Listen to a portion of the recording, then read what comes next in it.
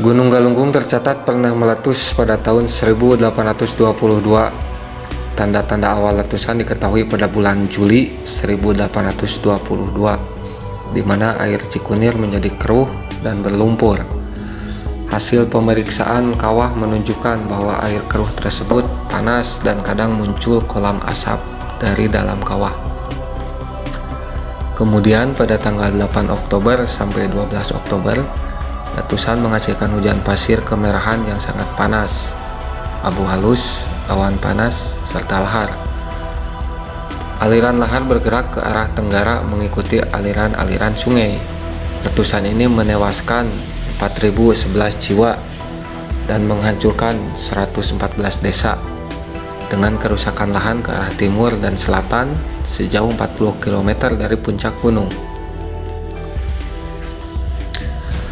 Letusan berikutnya terjadi pada tahun 1894. Di antara tanggal 7 sampai 9 Oktober terjadi letusan yang menghasilkan awan panas.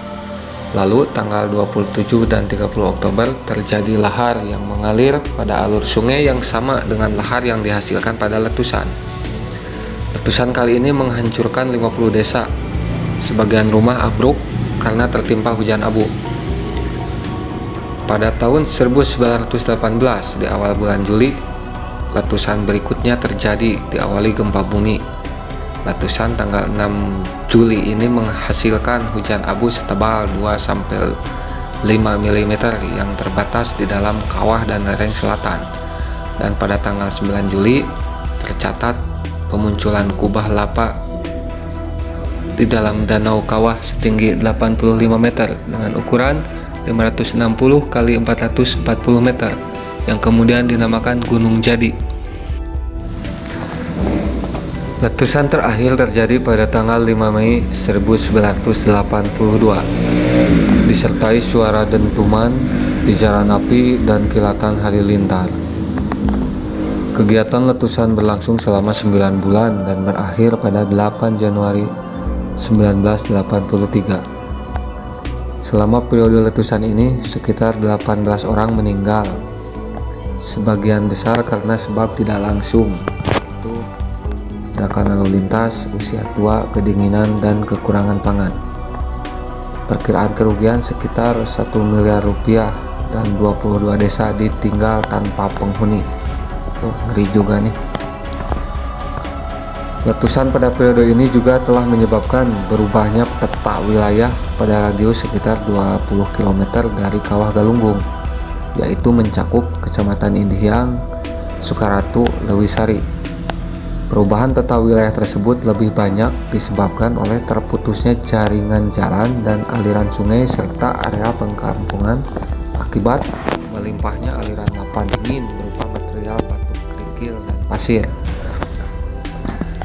Pada periode pasca letusan, yaitu sekitar tahun 1984 sampai 1990, merupakan masa rehabilitasi kawasan bencana, yaitu dengan menata kembali jaringan jalan yang terputus, pengerukan lumpur atau pasir pada beberapa aliran sungai dan saluran irigasi khususnya Cikunten 1.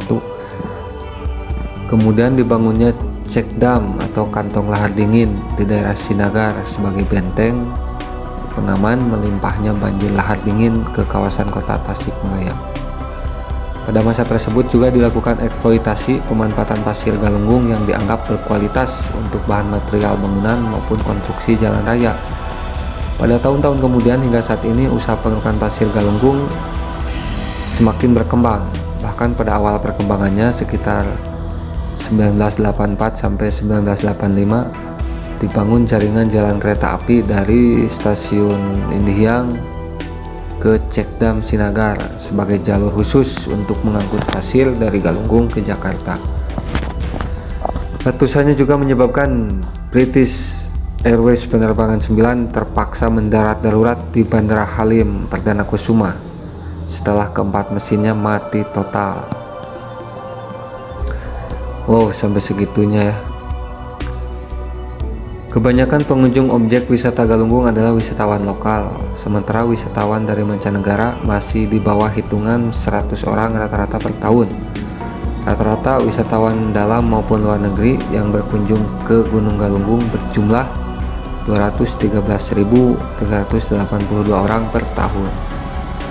Melihat potensi daya tarik yang mungkin digali, serta posisi geografis yang cukup strategis, serta memiliki kekhasan dari kondisi alamnya, objek wisata Gunung Galunggung cukup potensi untuk dijual kepada wisatawan mancanegara.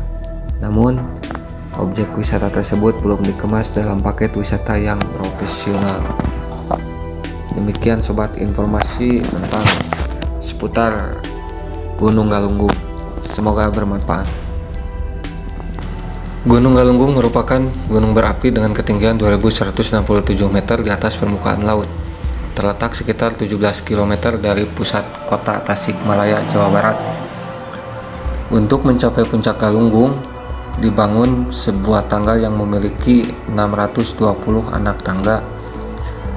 Di wilayah ini terdapat beberapa daya tarik wisata yang ditawarkan, antara lain objek wisata dan daya tarik wana wisata dengan areal seluas kurang lebih 120 hektar di bawah pengelolaan Perum Perhutani, dan objek yang lainnya seluas kurang lebih 3 hektar berupa pemandian air panas lengkap dengan fasilitas kolam renang, kamar mandi, dan bak rendam air panas.